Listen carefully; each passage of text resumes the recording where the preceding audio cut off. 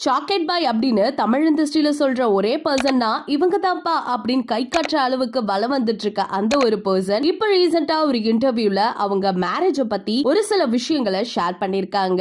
அத பத்தி இந்த வீடியோல நம்ம இப்போ முழுமையா பார்க்கலாம். அடடே ஞாபகம் வந்துருச்சா?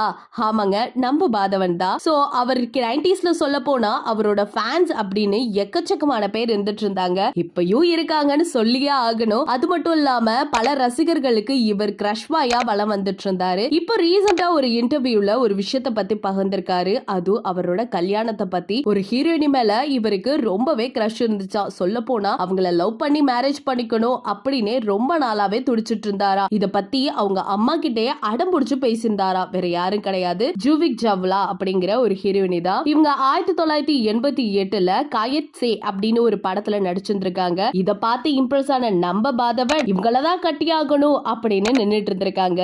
அதுக்கப்புறம் கொஞ்ச நாள் போனதுக்கு அப்புறம் இன்னொரு பர்சனை லவ் பண்ணி இப்ப அவங்களோட கல்யாண வாழ்க்கை ரொம்பவே நல்லா போய்கிட்டு இருக்காமா. இத பத்தி இப்பதான் ரீசெண்டா ஒரு இன்டர்வியூல சொல்லிருக்காங்க. இத கேட்டு இவரை கிரஷா நினைச்சிட்டு இருக்க நிறைய ரசிகர்களுக்கு அவங்க மேல ஒரு சின்ன பொறாமையே வந்திருக்கு. அடதான் அந்த இடத்துல நம்ம இருக்க கூடாதா அப்படிங்கிற மாதிரிதான். சோ மாதவன் சொல்லிருக்க இந்த விஷயத்த பத்தி நீங்க என்ன நினைக்கிறீங்க? இவங்களை கிரஷ் பாயா இத்தனை பேர் சுத்திட்டு வந்துட்டு இருக்காங்க, ஆனா இவருக்கே ஒரு கிரஷ் இருந்துச்சு அப்படிங்கிறது இப்பதான் தெரிய வந்திருக்கு. உங்களோட கருத்துக்களை மறக்காம நம்ம கமெண்ட் செக்ஷன்ல ஷேர் பண்ணிக்கோங்க.